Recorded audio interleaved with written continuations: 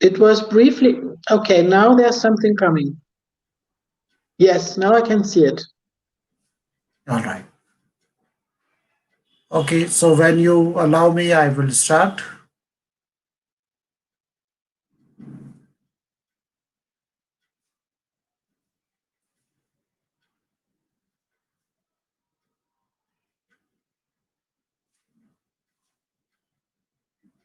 Shall I start?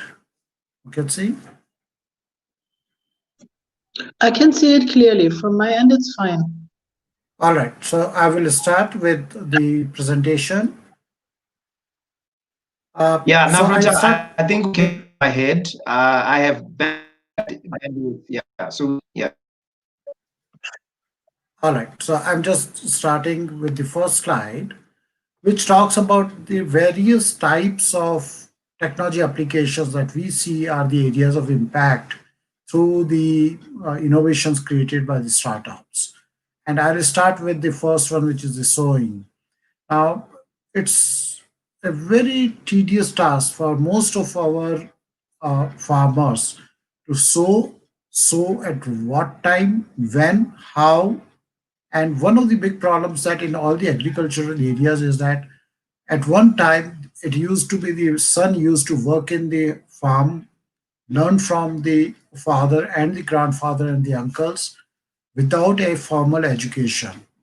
Today, many of these guys actually have moved to the urban cities. They work 8, 9 months over there and return back during the sowing period, which at that time they have absolutely no knowledge about anything about farming. And a very relevant use case for farming is training part of it, how to sow, and a lot of information, not only in the app, but in terms of animation, in terms of AR/VR, got initiated in India because we know it well because at one point of the time in a year when the rainy seasons are in India, we have what we call as a sowing season. And that's the time when you will have, in general, a dearth of semi skilled or unskilled laborers in urban areas. And that's the time when most of these people go back to their homes and have their parents do it. A lot of innovation is happening in that, not only with the tools, and I would refer to the tools which we see a lot of Chinese farming startups have done, and they're not digital, I must say. They are the tools to help sow it more efficiently. And for example, sowing paddy, I'm not sure whether Botswana grows paddy, but just to give an example, the saplings are put in with a person who is bent at 90 degrees on his hips or her hips. And it's not an easy thing to continuously do that over the whole of the day, put the sapling in a pool of water. What a good number of people have done is made some fixtures and tools which help them to stand straight and do the work.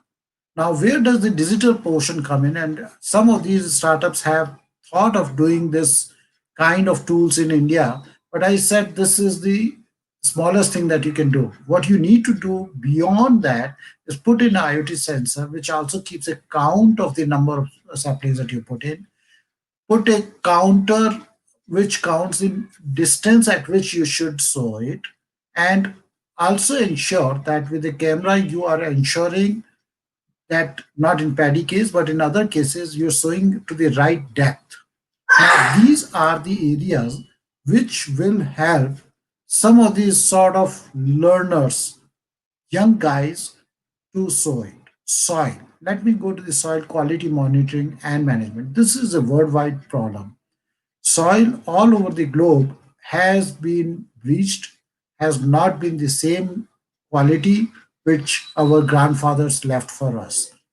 So what has been done is a lot of Indian government efforts have gone into quality monitoring, sensor-based deep learning algorithms to see what data can be captured, not only in terms of nutrients and micronutrients, but also predicting based on the crop patterns over the last few years and what you plan to do, what will be the predicted quality of soil, and what is the crop that you should be able to grow on it. Pest management, there's a lot of pest management dependency on the type of the soil that we see where software algorithms have helped. Let's go to operations. Computer vision based remote monitoring of equipment, crops, and livestock. This is a something which is picking up. We see a lot of agricultural robots, which have been, I must say, popular elsewhere in developed nations of the world. But these robots, and I'll give you examples of there's somebody who's trying picking up cotton bulbs, and the way that cotton bulb has to be picked up, as I understand, that they do not grow all in one shot, which means that you cannot just blindly pick up all the cotton bulbs. You will have to see ones which are ready to be picked up. And that is where your computer vision comes in, and the robot has to understand which ones to pick up, and it is a delicate function. We had a use case for strawberries picking, and though there are strawberry harvesting systems, but it was not easy for them to identify the ripe, the good, and the bad, and the segregator inside it, unless you had some kind of software and computer vision types of things. This not only helps large scale farming, but also adds efficiency into this. And one of the things that is very important over there, and I will also repeat in sorting and supply chain, is the quality of the produce. Today, a large store wants segregated by class category as well as quality, because they can price the apples on the shelf depending on the quality and the category that it falls in. And that's why they need no manual intervention but a machine to do that sorting when it comes to actually putting in for the consumers. Price and product optimization, I must say, is a very important thing because unfortunately in India we see a large fluctuations of price. If I just tell you right now, the onion prices in India is like I think 14 pula, whereas in normal times it's less than 3 pula. You can see the multiplying factor. It's purely because of either the supply chain ratio changing, some policies of import and export with the government, and sometimes just hoarding of this based on somebody predicting, because these are available and sold on something like in a stock exchange market. So there's a lot of fluctuation, volatility on the price. And that's why some kind of intelligence is very essential for the farmers as well as the stakeholders in the pipeline.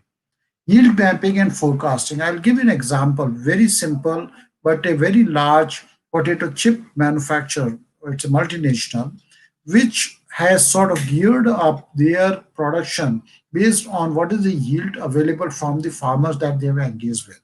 Now, the farmers were not able to give very accurate figures of how much potato, what quality of potato would they be able to give at what time.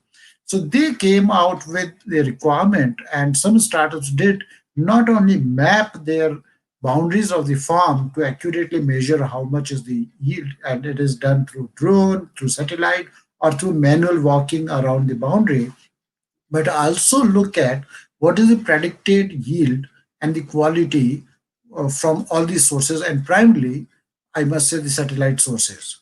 And this has resulted into a much better planning and sourcing of many of these people who procured your produce. Equipment. Rental equipment of equipment, whether it's a tractor or a harvester or something smaller. And I will put some emphasis on the smaller, because a lot of farmers in India and a lot of developing countries are small holding farmers, which means that they don't have hundreds and hundreds of hectares of land belonging to them. They are small time farmers, which means that if you have smaller tools, there are no methods of how you can make sure that these are rented out and rented back and returned back in real good condition. And one of the problems that many of the lease rental for equipment providers realize that unless they provide good training to the user of these equipment, they will have to send a driver along with the tractor, which is again becoming expensive. What now is happening is, I'm saying that lots of course, people know how to drive a tractor, but how to drive a tractor with its pro behind it, with a harvester or with a weed extractor, and which uses a lot of computer vision to see which is a weed and which is not a weed, is a training, unless imparted, not to be given leased out to the user. Farm management, of course, it covers almost everything, including the detailed mapping, the GIS, which needs a lot of involvement from the revenue, which we call a revenue department, which takes control of the boundaries, or it gives the ownership rights to the farmers. And some of the problems have come into realization is that when there's an inheritance happening, or whether there's a five brothers breaking the farm into five different parts, it's very important for somebody to quickly give them the right ownership, keeping the produce intact when the contracts are signed on a larger scale. So, for example, in India, today we have a situation which was not the case earlier, that if somebody is developing in is producing, say, onions in one part of the country, he is now free to sell it anywhere in the country, just going online on a portal. It's a direct engagement between the buyer and the seller. At one time, we had a big sort of, I would say, mafia, which used to be the middleman. And the middleman, though, was a reason to be there because they could sort of collect the produce and then sell it on a retail basis after they became a distributor. But they became the people who controlled not only prices but everything in the whole supply chain. And what should have been ideally the rightful price to the farmer was not available to him. I'll give an example of that. This is called an APMC market, which is, I think, agro produce cooperative, which means that if there are 20 villages around Bangalore, they would all come to an APMC with their produce. Their produce will be quality checked by a so called inspector who will say your wheat is of this variety and you will get this price. And this is taken and bought in wholesale by the APMC distributors, and then they sell it in the retail to the downward chain people. What was happening was, this guy who is the inspector of quality became overall a very powerful man, and unfortunately became also a corrupt man, because he had nobody to question him about the quality. So he had the tendency to be bought out by the APMC guys and rate your quality lower than what it is actually been the case. We have now startups who can visually check the grain size to grain impurities in it. And there are, I think, 14 or 15 parameters they check on computer vision and give you a rated characteristics sheet of what your wheat or rice or apples or mangoes are likely to be. And this becomes like a third party validation of quality, which means that nobody should theoretically have an argument on the quality now. Farmers are happy, APMC guys are not happy, but the end consumer who were shelling out a large portion of the margins to a middle person, middleman, is now happy, because now the farmer gets a good price, the end user pays a reasonable price, the middleman is unhappy. But I think this was very essential for you to say that the man who runs the farm should get the money everybody owes to him. Irrigation, I'm sure we all have fought against it. India is a country which is heavily dependent on what we call as a monsoon rainy season, and the agricultural produce is so dependent on irrigation, on natural rains, that planning of crops or prediction of yields, or at one time we also say that a heavy impact on the GDP in that year, or the employability or the consumer market is so heavily dependent on the yield. And this is primarily dependent on the amount of rain. Sometimes it's too heavy that it's flooding, and sometimes it's too low. So what we had also to do is a large number of irrigation projects, whether it's a dam, whether it's a smaller dam, it's a canals, it's a sprinkler irrigation, so pumping or name whatever it is. These were available. So I'll give you an example, and I'm not sure whether that's the same case in Africa, but power supply to irrigation pumps was usually given in the night when the urban and the industry was not consuming it. And in general, for very small farmers, it was given at almost free or free. So, what a farmer would do is, because it's given in the night, he would start the pump and leave it and probably doze off as well. So sometimes he is actually extracting more water from the ground without realizing that, one, he is reducing the groundwater table, secondly, he is unnecessarily wasting water or sometimes even the crops. What has happened is a very small level intervention by startups, which is create having water moisture sensors in the farms, putting that and switching on and off these motors and the pumps at the required time, and add with that the prediction of the weather, which means that if you can predict 2 days ahead that these rains are likely to come, why do we need the pumps to be on? So those kind of interventions have helped drastically the amount of irrigation and the timing of the irrigation. And let me also tell you that not all villages in India are electrified, which means that a large population of farmers many times of the year also have to depend on diesel run uh, pumps, and that's not cheap. Diesel has to be bought at the normal market price, which means it is a heavy burden on the farmers to run those irrigation systems. Harvesting, as I said, optimizing seed planting, fertilization, irrigation, spraying, and harvesting. We have as I said, harvesting. But before that, I would also want to have one point on the pest control. And I'll give you examples of pest control. Though this long, tall tree called a coconut tree or arecanut tea, arecanut is a cash crop in India. It's widely used and exported. It's a very tall, like a palm tree, and there's some kind of diseases which are because of sudden change in temperature and moisture. And this disease, if not taken care of within a few days, it spreads very heavily. And for people to climb up on a tall tree to predict and see whether this disease is likely to happen was a pain, and it's not scalable. So a lot of farms growing these kind of tall trees, for example, were affected by these diseases.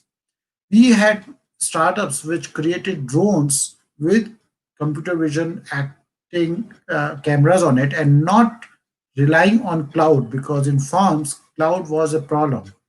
You need immediate instantaneous identification of the disease by looking at the fruits and the leaves. So these drones would fly right up to the top of the tree, hover around for a few seconds, 2 or 3 seconds, take few snapshots and predict what is the type of disease and amount of pesticide which is to spray it right over there, and go to the next tree. And not only that, it will remember next time, because I think there are multiple doses you have to give, which means that if you spray today, you have to spray the next dose after 5 days. So the next 5 day, from the GPS location, it will know which tree it had sprayed, how much amount, and it will spray the next dose and go. So not only is it very accurate, it avoids the pesticide spray into the human's nose. It avoids the people falling from the tree. It avoids a pest affecting a very large scale farm.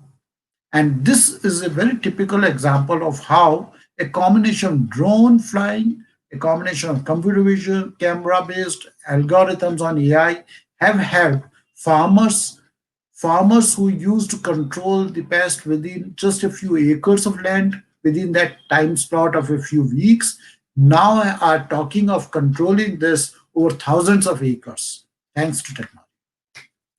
And the last one, of course, sorting and supply chain, which I think you all know is so crucial. And as I said, sorting of grading of your produce is very critical. So that was my most heavy slide. I will just go to the next slide, which is uh, what we at NASCOM Center of Excellence have tried to do is one is working on the national agri-tech strategy. We've been sort of, if I can say, blessed with multiple types of weather conditions in India, multiple farming practices, and multiple seasons related crops that we grow. So a lot of strategy is dependent on these kind of data which are being collected to see that these data give an insight to the managing or to the government or the agricultural experts to advise the farmers what crop to grow when and which year which crop should be grown, both considering his revenue as well as the quality of the soil and the availability of the resources. A lot of case studies and sector promotion and ease of doing business between industry governments and the agricultural industry. And I must say agricultural industry is picking up thanks to the large storehouses and the online businesses which have had taken place, that things are getting more streamlined. And of course we are also bridging relationship between countries like Israel, the Netherlands, Brazil, and of course want to do with the African countries. Just to give you an idea of India agri-tech startup, it's a slightly old data, but if you look at we have a very large state called Maharashtra, which is Mumbai, where Mumbai is, and that is probably, if you look at the agri-tech startups over there, is very focused by the government, not as much as in the state that I am in, Karnataka. But if you look at the state-wise funding, you look at two-thirds of the funding has gone to Karnataka, and the reason is very clear.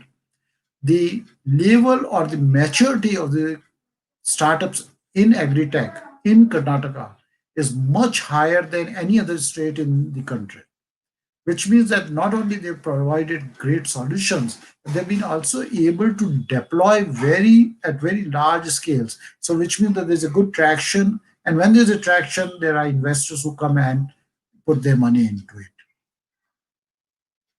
So I would say that it's not easy to take on too many uh, uh, problems to solve.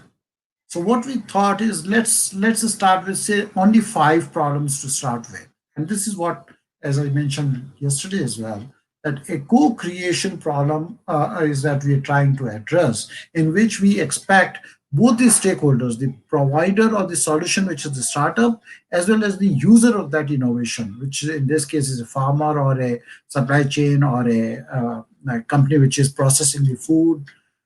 All these guys have to get together and see what are the top five problems to solve. And that is what I would like Botswana to tell us, if we are able to help in those areas, that if you can tell these five top specific areas that you would like to solve, we can start working on this. And this is where I would say the way that we started working is that what works in one part of the country doesn't necessarily work exactly the same way, but it can be customized. We do not have to reinvent the wheel every time. And that's why we say that if you have examples of some great best practices and innovation happening anywhere else, and I'm not saying any specific state or the corner of this country, but any part of the world, then let's try to replicate that in the other parts wherever we can with the partnerships that we can create. With that, I will close this session. These are the various types, but I wanted to just show one thing in which I see that a large number of these industry verticals have had high growth rates, and you will not see agri-tech in this, unfortunately.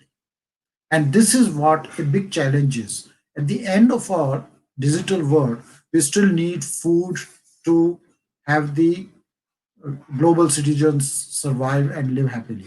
So I'm worried about that if agri-tech is not part of a high growth rate, we need to do something really drastically, whether it comes from the policy levels or from the private sector or from the startups or from the ecosystem enablers, anybody. But this is something which I would like a focus on. And with that, I will like to conclude my presentation.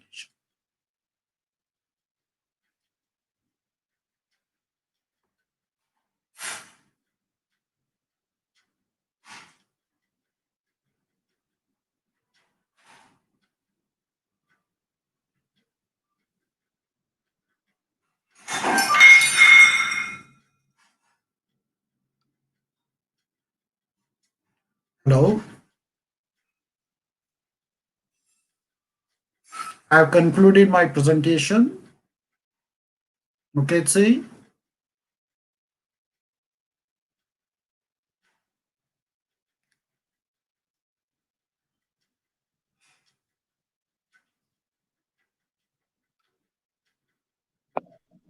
It looks like we lost Mukherjee again, like yesterday. So it's pretty unclear what's going to happen next. I'm not sure if I should be the one to ask questions.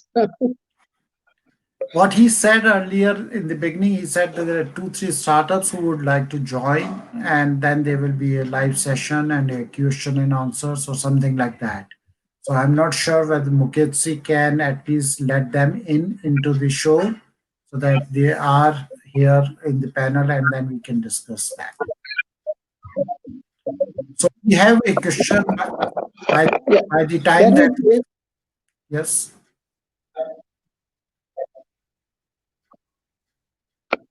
No, I was just saying that would be interesting for me because, I am not the right person to talk about agriculture in Botswana because I haven't seen anything here. So I'm actually here to learn. If the startups could come in now, I think that would be the best thing forward. Yes, so let's wait for some time before Mukherjee picks it up. And if there are any startups, please turn your videos on so that we know that you are here.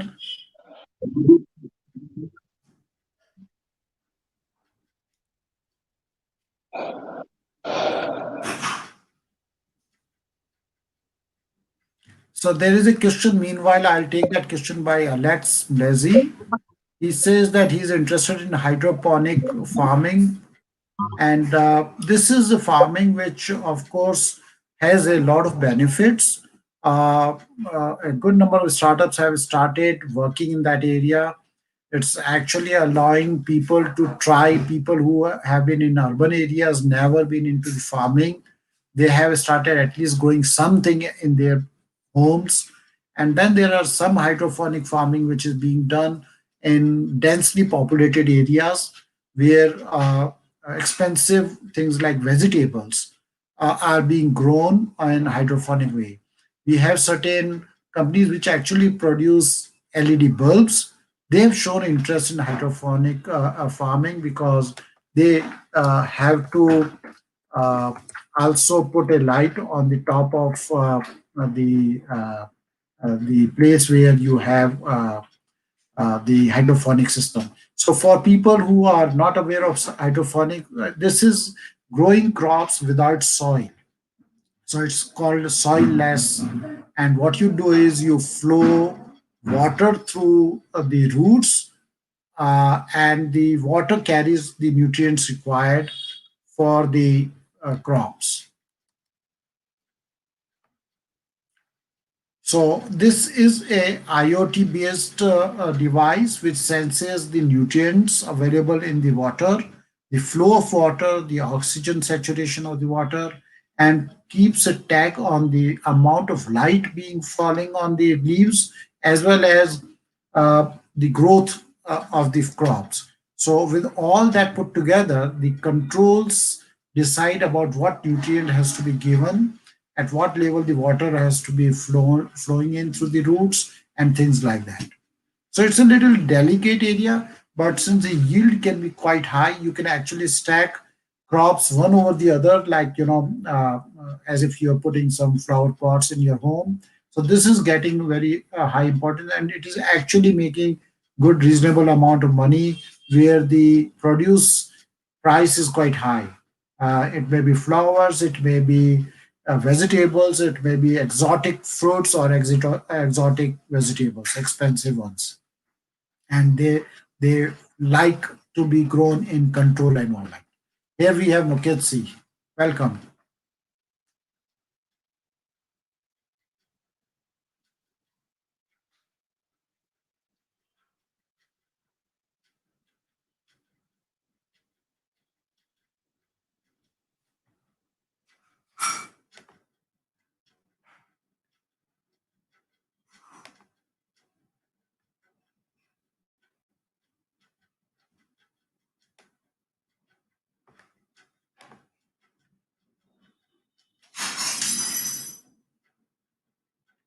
Muketsi, if you have broadband issue, you could switch off your video and just talk. That will be easier.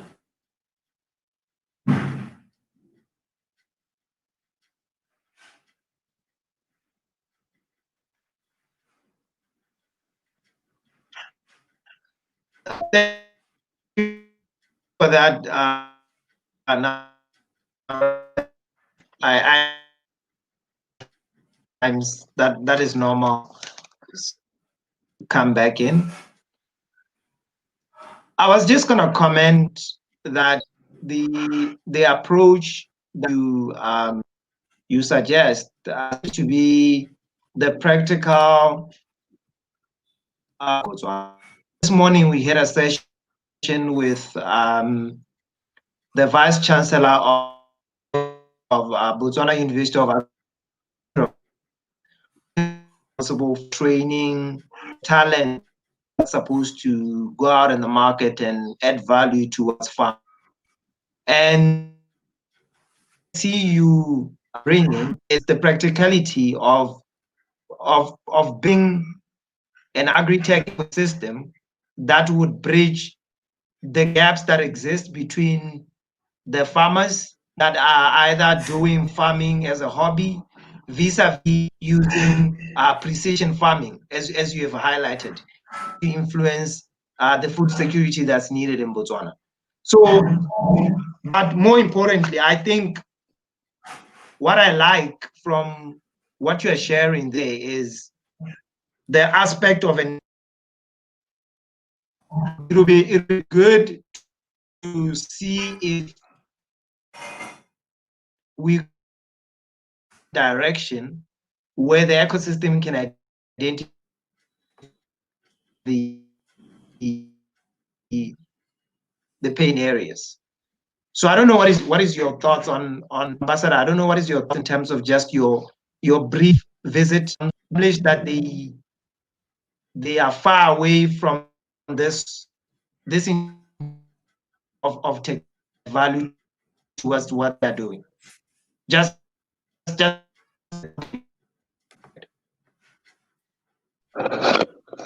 Well, Buketsi, I'm actually not in the position to really comment on agriculture here, just because I have not seen anything yet. I have not even had the opportunity to get much out of Gaborone to see something. So that's why I can't really make any sensible comment on that yet. I mean, what I have learned so far that the biggest problem of Botswana is actually water, and water is necessary for agriculture. And agriculture is not very strong because it only accounts to like 2% of GDP. But I think there's a lot of interest by the government of Botswana and also the general public to increase agricultural production, because I mean basically everything we eat and drink in this country is consumed elsewhere, is imported from through South Africa. So if agriculture has to pick up in Botswana, something needs to be done to bridge this divide between water scarcity and the need to do agriculture. So I think whoever wants to solve problems in agriculture or make agriculture flourish would have to look into this problem, because I think irrigation is something, or intelligent irrigation is really needed, so that growing crops and doing agriculture does not increase the situation of water scarcity. So this is one observation I can make.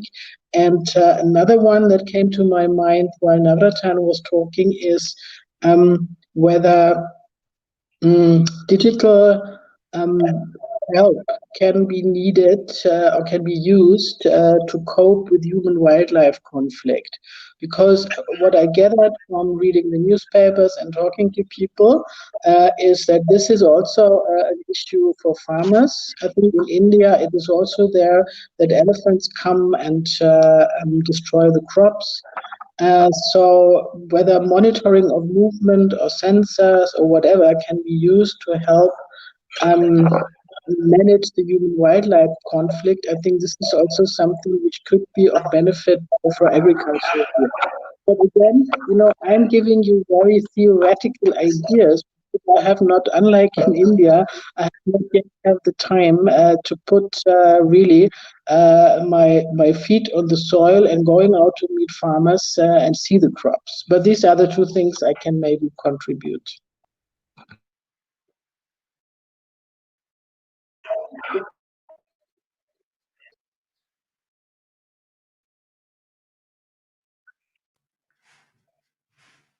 So while Mukherjee comes in, let me comment on the wild conflict. Yeah, so wildlife I think conflict. I agree with you, Ambassador. The challenge was actually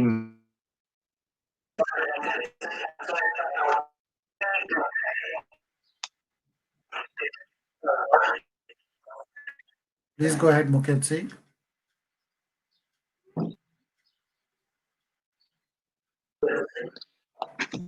yeah, I was just gonna reiterate what Her Excellency Majid is saying. Issue of water challenge. The Vice Chancellor of Buan, which is Agriculture University, spoke greatly about this issue of water challenge, especially in the rural parts of Botswana, as an impediment towards farmer productivity.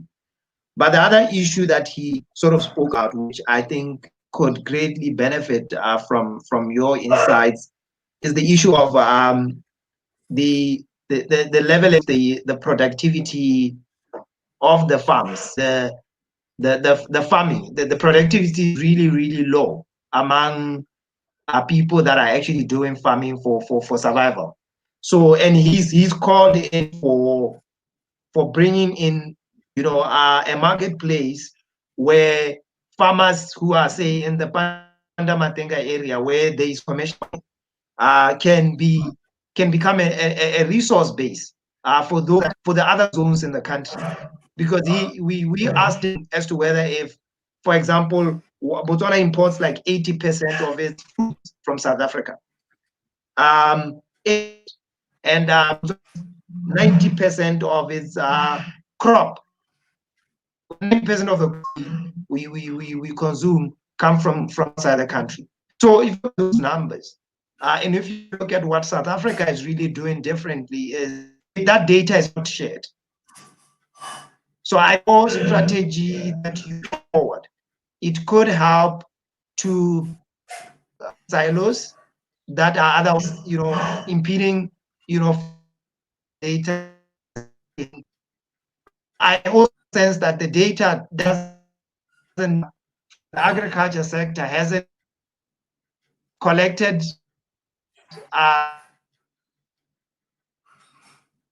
success story that Botswana can greatly show traceability on. But on crop, there's a lot of great work that needs to be done there.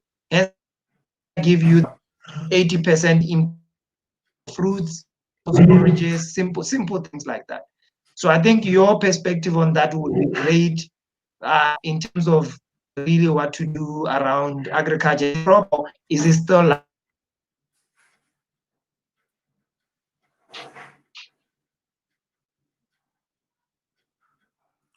So I didn't get your question, Mukherjee. Was the question for me?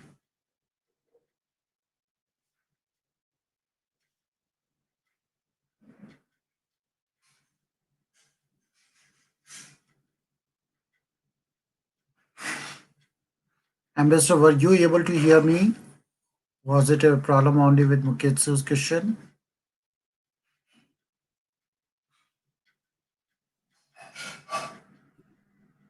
I didn't really get Mukherjee's question either. It Mhm. was the end was about crop, but I didn't get the full question. So, Mukherjee, maybe if you hear us, can you come again with the question? Or maybe you can Okay, now type. he's gone. Yes, maybe somebody can type into the chat so that we can pick that question. Yeah.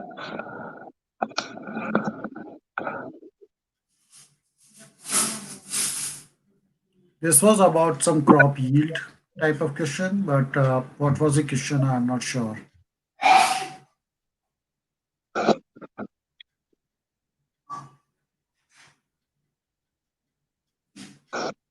I mean, what I got somehow from what Mukherjee was saying is what I also hinted at, that I mean, a lot of agriculture products are imported from South Africa, and the production in Botswana is actually still at the beginning somehow. So I notice when I go shopping, what I find, I can buy carrots grown in Botswana. I can buy tomatoes grown in Botswana.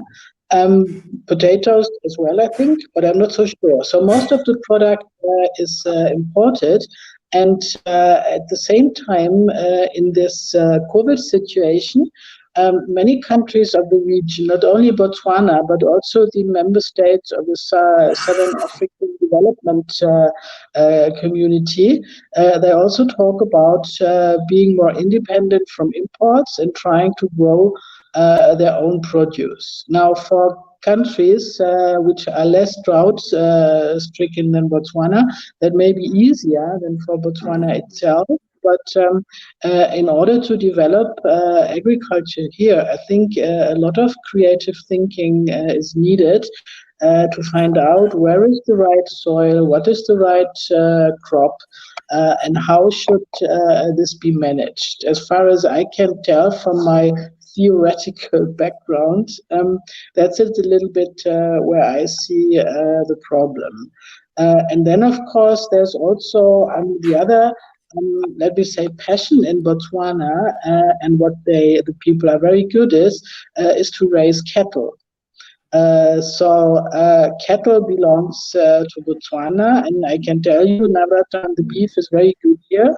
I know India is not a great consumer country for beef, but those who have it and like it, I can tell you it is excellent quality. But also this, I think it is not exported widely. So maybe when we talk about agriculture in Botswana, would be also good if the people here on the ground spend some thinking about cattle raising, and if that is also an opportunity to increase the value chain and have more income for the farmers here.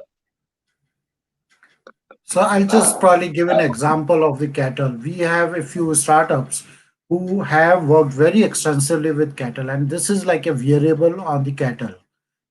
He, ha- these guys have put hundreds of thousands of variables with IoT sensors. What they do is they just track this movement of the cattle and the temperature. That's it.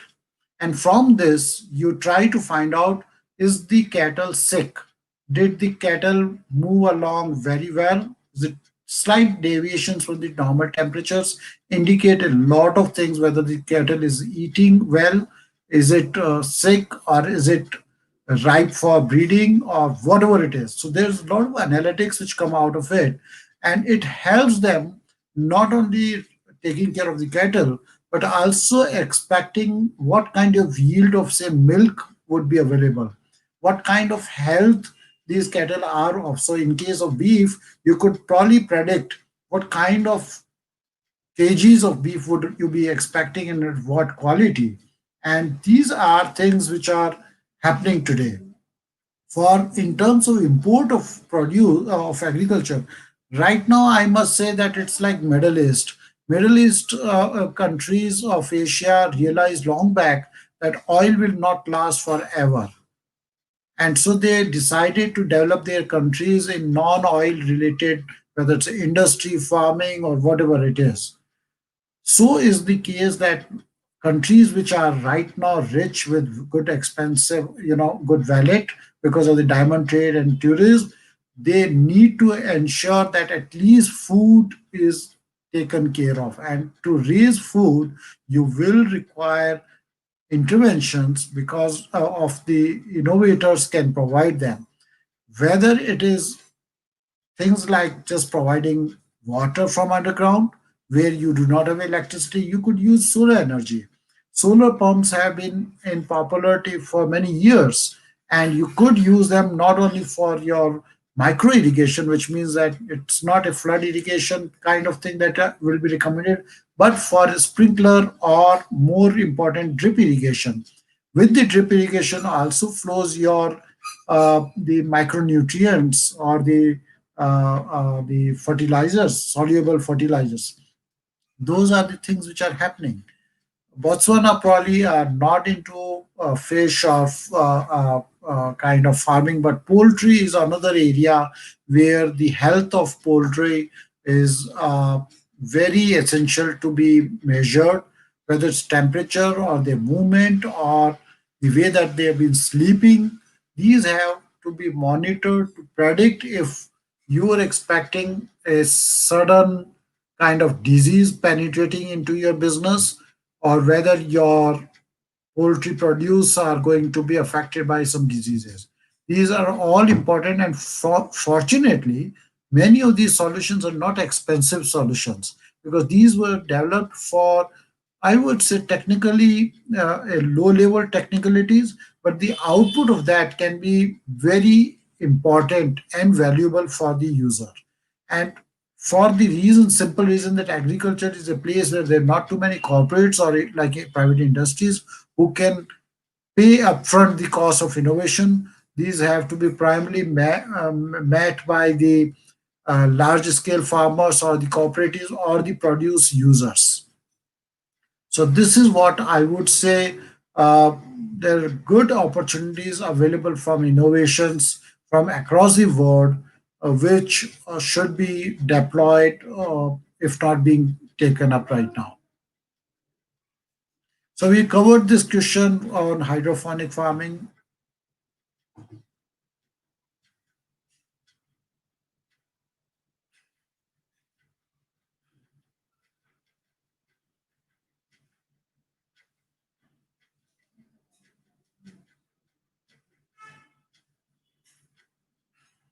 Okay, so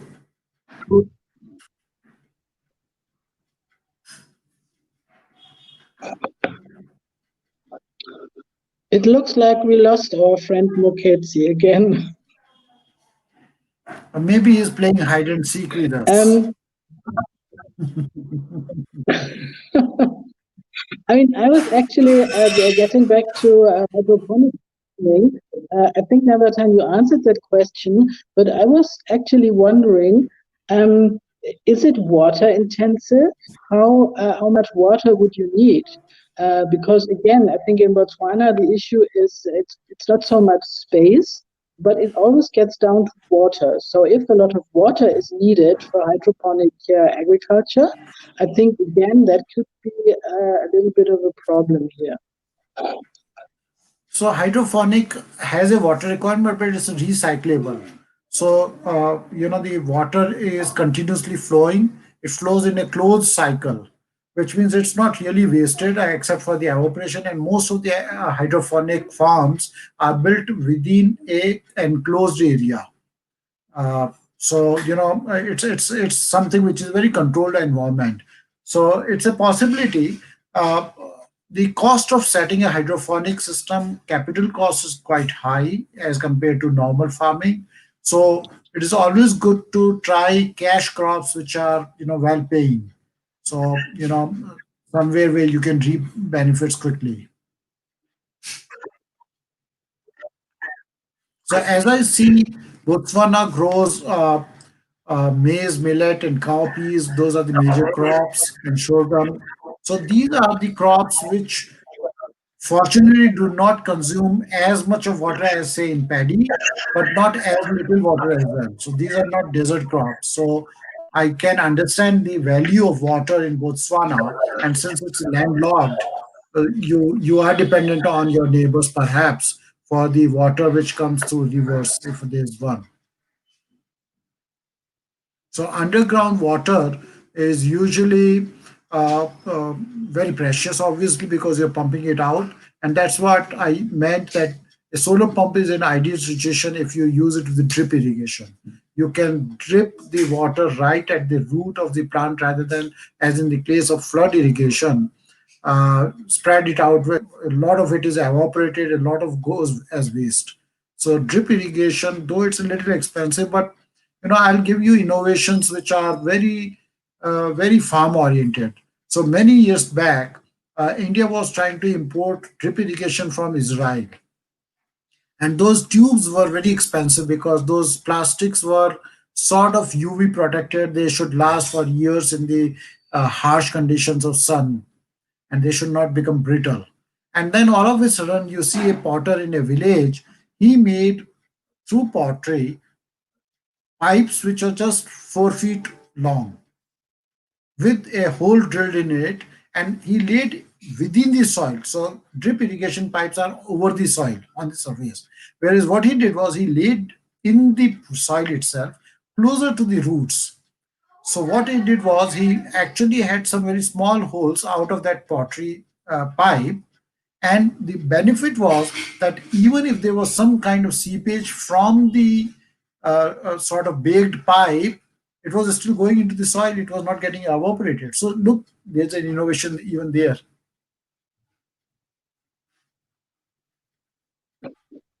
I think that's a great creative idea, and I really think I have not seen too many places here in Botswana yet, but the houses I have seen in Gaborone, they hardly have any installation for rainwater harvesting. So what I'm doing at the residence now, I want to install water tanks where we collect the rainwater and then we use it just to water the plants and the trees. And we also have a system at the residence whereby the rainwater from some parts of the house is collected in underground water reservoirs, and then they have Mhm. a system where the water is released into the soil. And that makes for a nice lawn we have. So you can really, in this very dry area at the German residence, see a very nice and green lawn, but it's only alimented with the rainwater. Now, we have the rainy season in Botswana now. I have no idea what it looks like when it doesn't rain anymore. Maybe it's going to be dry like the Kalahari as well, but for the time being, it works. So I'm very much into this rainwater harvesting, and I want to set up this example at the residence. So in our tiny area in Gaborone, we can check out how it works. But I think what's good for my residents here may also be good for farming areas. And I think the system you just described with these permeable pipes for drip irrigation, this is a little bit like what we're doing with our underground water reservoirs. So maybe we find areas in Botswana where has been rolled out already. So once I can travel more, I think I'll just get out to the country and check. Right, and there are good examples even in climatic conditions like in Rajasthan, which is western part of India. You have been there. Those are very similar to the Botswana condition in terms of hot and dry, and there's a rainy season through the summer, and it's erratic and unpredictable and highly regional. So these are all the typical solutions, problems we also have in many parts of the country, and we have got some very good innovations over there. The village ponds, which have been generally ignored, have become very important now to store water, and it's not only for drinking purpose for the village but also for agriculture. And what used to happen is people used to actually pray the water god, because water is so essential, right? And these ponds, over a period of time, lost the importance of being so valuable to people. And they were sludged with a lot of mud, and there was no percolation of water, or there was a lot of evaporation. So there are people who have tried to restore these ponds by digging it better, lining it with baked clay, or in some cases plastics, which ensures that water doesn't seep in through the pond surface lining. So those kind of things definitely have helped, but it is very specific to a particular location. What suits a particular village may not suit the other one. But if you know the challenges, there is a possibility, there is a solution. So one of the big exercises that the government initiated over here was they were not even aware of the rainfall happening in different parts of the state. So they sort of put in a lot of these rainwater sensors and moisture content in the forest and in the areas where it's predicted to be raining and is in a catchment area of not so well designed and not so well maintained natural or artificial canals. Once you have this data, you can actually plan to have some kind of canals to carry those water into a pond or for your use, or even let it go underwater because it's now charging your groundwater. That kind of very simple device of even knowing what the data is of your rain and where it is falling and what is the moisture content also has importance when it comes to insights into planning. And we've seen that a good number of villagers have been affected by the amount of data analytics that has come out, and they have taken up the scope of drawing 5 or 6 kilometers of small canals from where it rains heavily to the place where they want it. So this has been done by a cooperative society within the village itself without the intervention of the government. It was only supported by the technocrats who said, look, this is the amount of rain which is happening, of course, erratically, but it happens twice in a cycle of 4 years. So at least now you know return on investment if you actually dug out a canal to you. So if that data is available, somebody can take a judgmental call whether you should draw a pipe or you should draw a canal or you should store in the catchment area and then take water to where you consume, or you do not store there, you just take the water and store where your load is or where the consumption is. These kind of things are also equally important and are happening. And there are many examples of this kind where if the problem is given along with the irrigation data, along with the weather data, solutions do exist.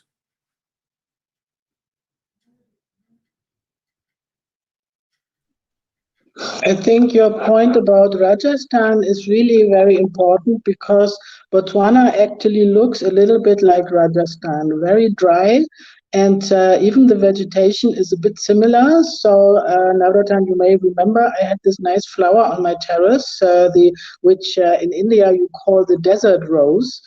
So you have the Mhm. same plant here in Botswana. I think here they call it the Kalahari lily. But the plant is Okay. actually the same, slightly different, but I mean, it's the same group of plants. So I think that the conditions you find in Rajasthan are very, very similar to what you see here. So I think there's actually good reason to learn from the solutions you have found for that part of the world. I have the Well, feeling that we lost Mukitsi forever now. no, he is connected at least, but he's saving his vocal cords.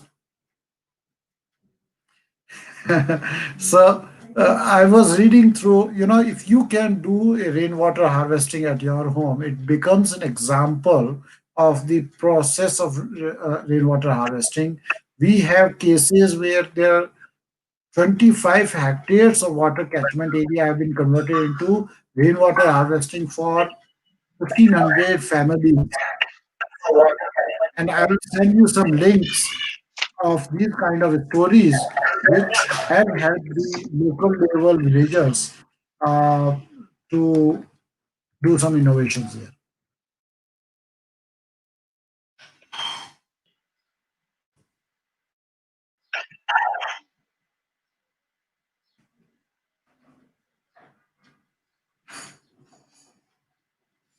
Okay, say we are Yeah, missing so you. sorry, my internet is completely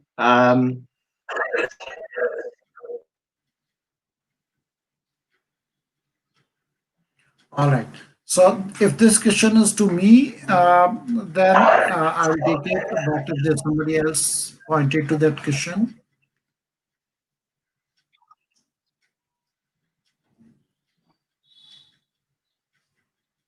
all right. So I will take this question.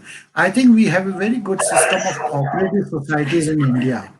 A cooperative system is where a not-for-profit or for-profit organization is owned by the stakeholders themselves, which means that we have examples like Amul Dairy in India.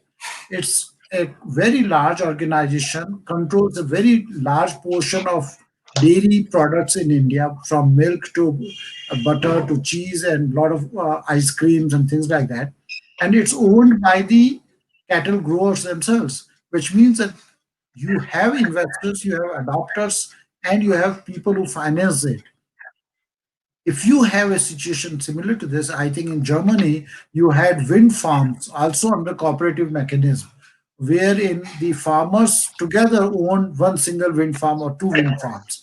This is a possibility. You can develop a company which is owned with very small portions of equity by the farmers themselves, and they all pool in resources to try the innovations. Adoption of the innovation by the investor themselves is a very good system. The question is, how does the startup come into the picture? Ideally, if you can have some co-founders from the startup, from the pharma ecosystem itself, club them with the technocrats from the universities and from the cities, that combination may work, because one of the big challenges that we have seen in India and must be also valid for Botswana is that the buy-in by the farmers is very difficult. They say, well, shall I try? Can you show me where it has worked? Can you show me an example of it? Only then I put in even one pula of my money, because it's very precious. So, an example of showing that it has worked, just like Ambassador has said, if she can show that rainwater harvesting has worked, I'm sure there will be other people around her in her locality who will try the same. And then once that becomes popular, the farming guys will pick it up. And it's not very complex. Rainwater harvesting is not a digital phenomena. It's a very simple system to be able to save and store water when it rains rather than letting it flow.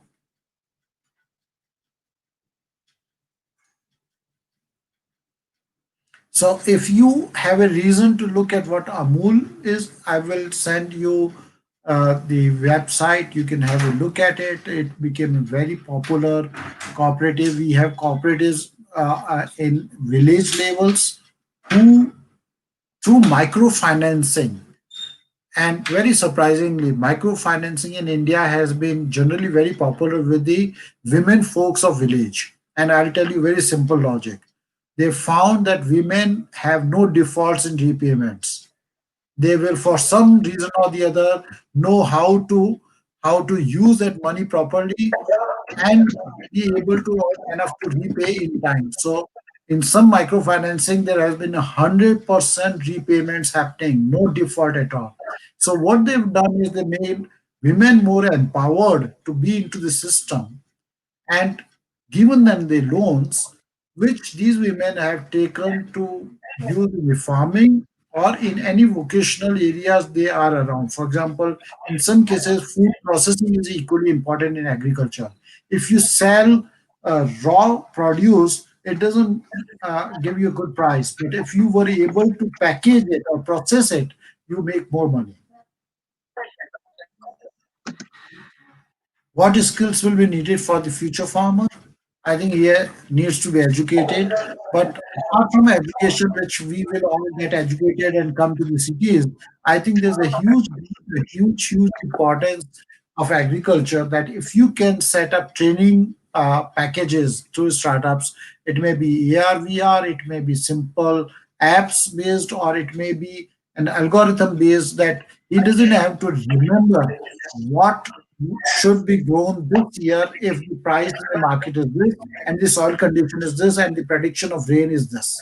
If that can be given to him, he will just follow the leads and learn over a process of time whether he should grow millets or maize, or let the cattle uh, take the farm on to feed in, and let's wait for one part of the season to wait till the soil sort of recovers from the industry, from the farming. How can traditional farmers prepare for agriculture 4.0? Well, that's where Mukherjee will come into picture. You will have to engage. If you have an agriculture university in Botswana, those are the best candidates to involve not only the academicians but also the investors and the startups. And I would strongly propose that if you can have a cooperative system within at least one or two villages who can try it, the word of mouth of a success story is much more than any marketing method you can use.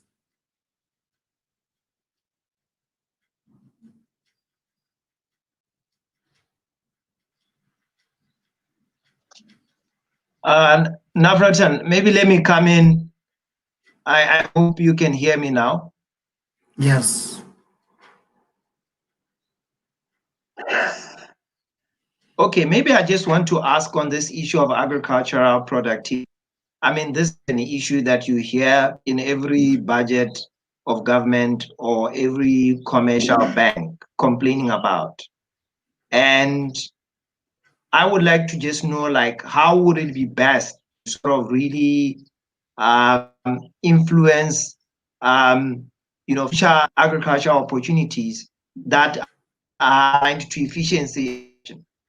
I'm saying this because the largest budget that goes in any country is always agriculture or health or any other issue. But then when you measure the productivity, for example, you don't see that.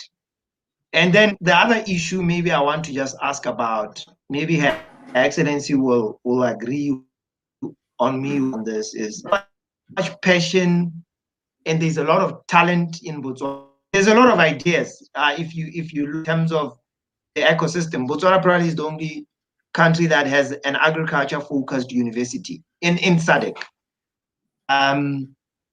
But with all this passion and talent, you don't see enough commercialization. You don't see enough patterns, as you have just shown us in terms of startups.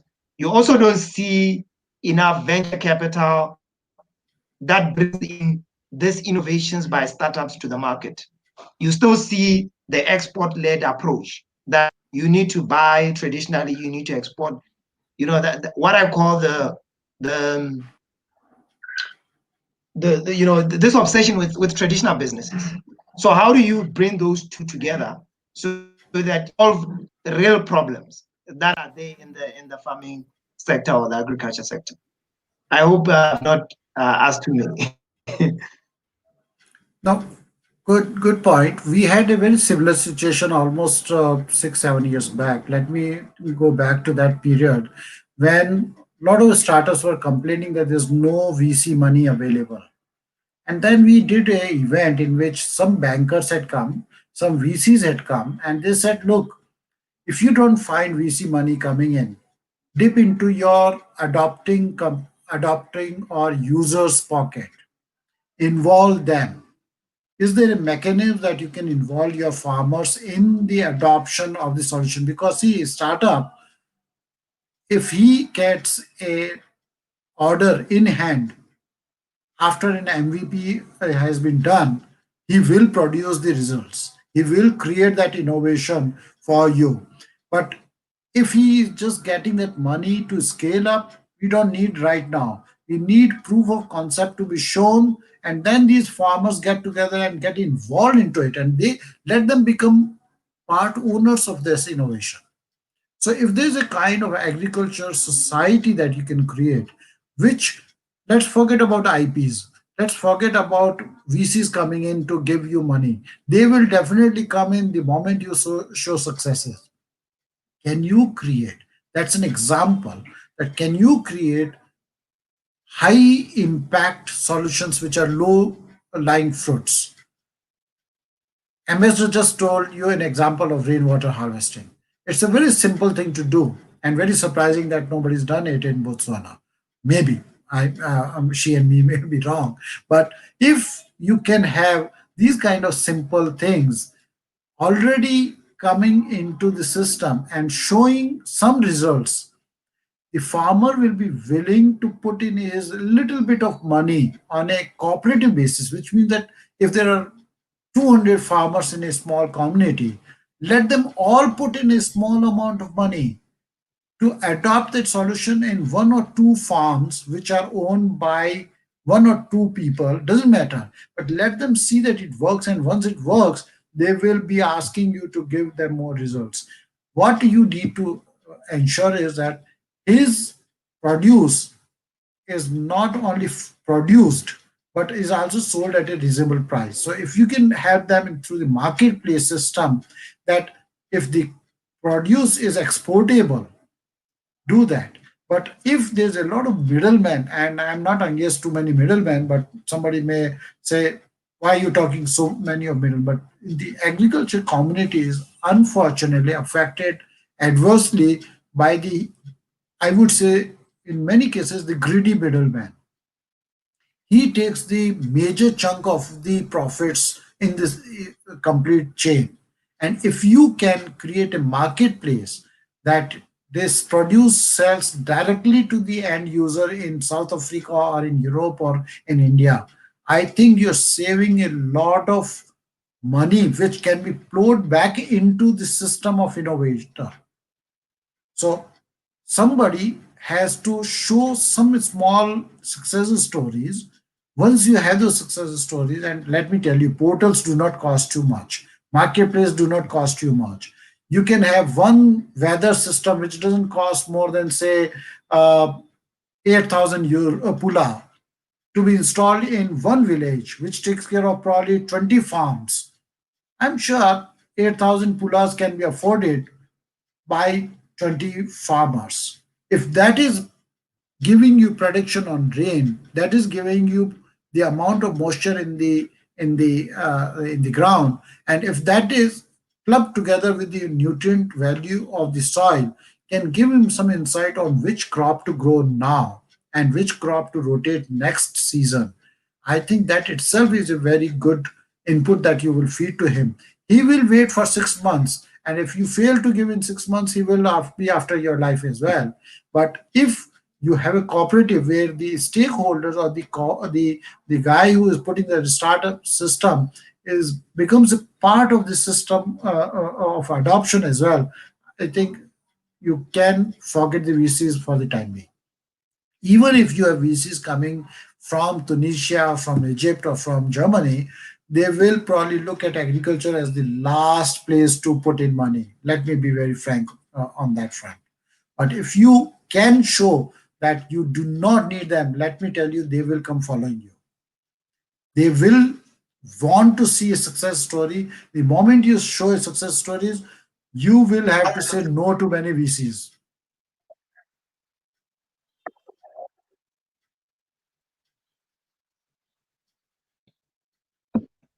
I can maybe add a small point, an Yeah, example from that Germany is on that. interesting because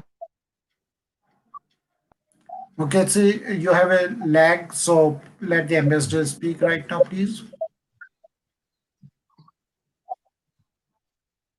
So just a small example from Germany.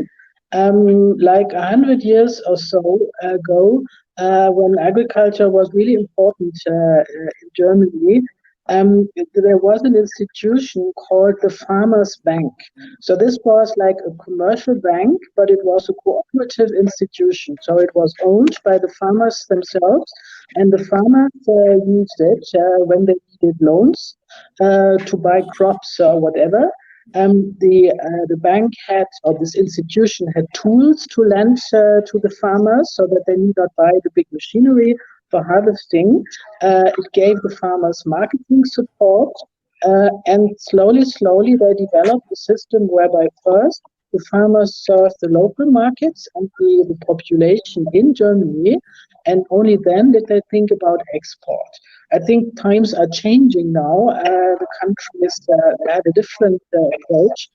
But I think this institution whereby the farmers are managing their own bank, getting support for their activities, for growing, for buying crops, for getting tools, and for marketing. I think this is a very good institution because, as Navratan, as you were saying, um, it comes from their own pockets and it's not somebody coming in from outside, because I think getting outside capital into an area which only, or into a sector which only contributes 2% to the national budget, I think this is an exercise in futility. So for agriculture, people would have to rally together.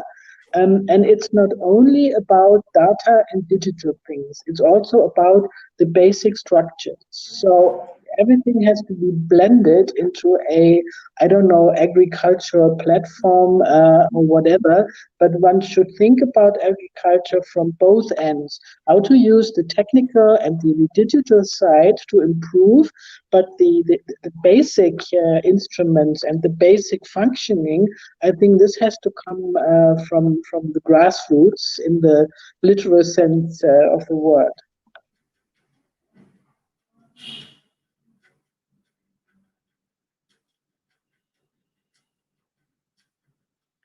Okay, see, you were saying something.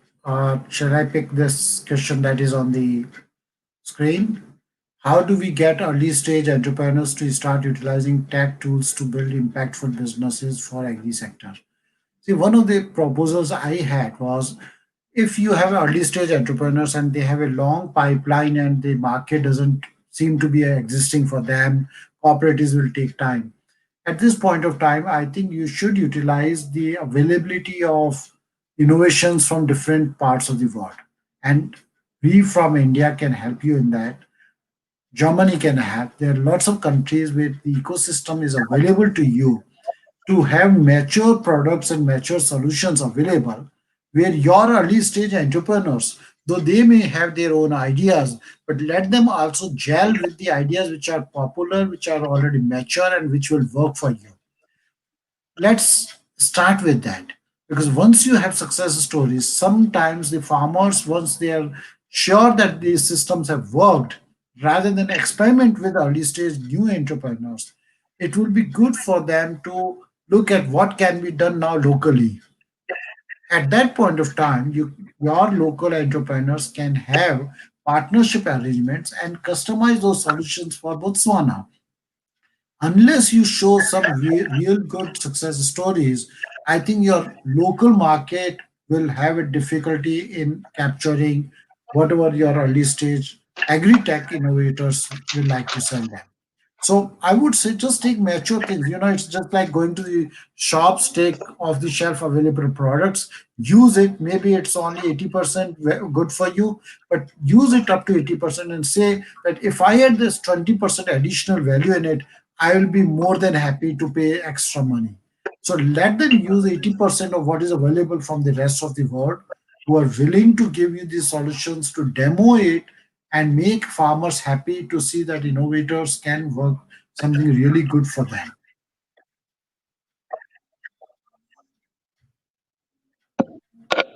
I would, before Moketsi comes in, if he joins us at one moment in time, um, I would also like to stress that it's pretty important for Botswana, not to think too much in national terms, but also in regional terms, because Botswana is a member of SADC, of these 7 states in the Southern African region, and maybe a short story to share about German Development Corporation.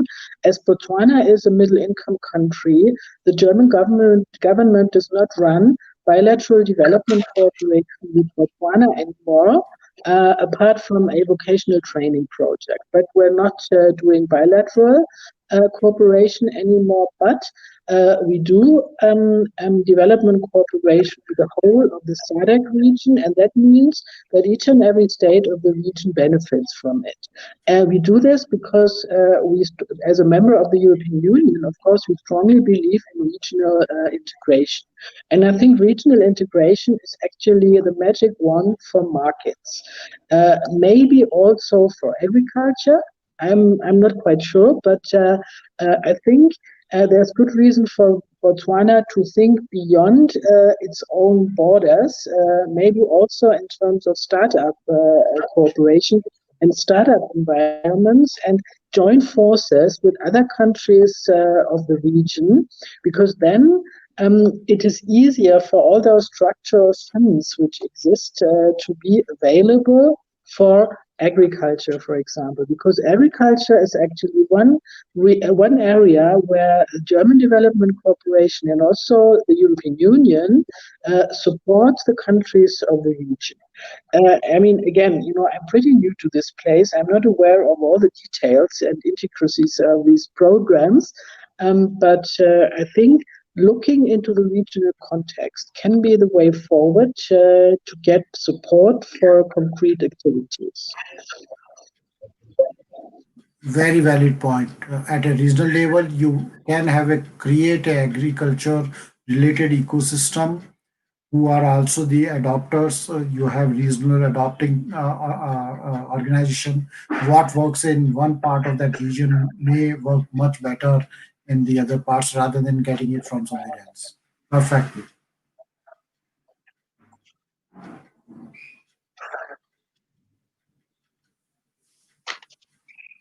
Excellency Majid, German ambassador in Gaborone, Navratan, and NASCOM in India.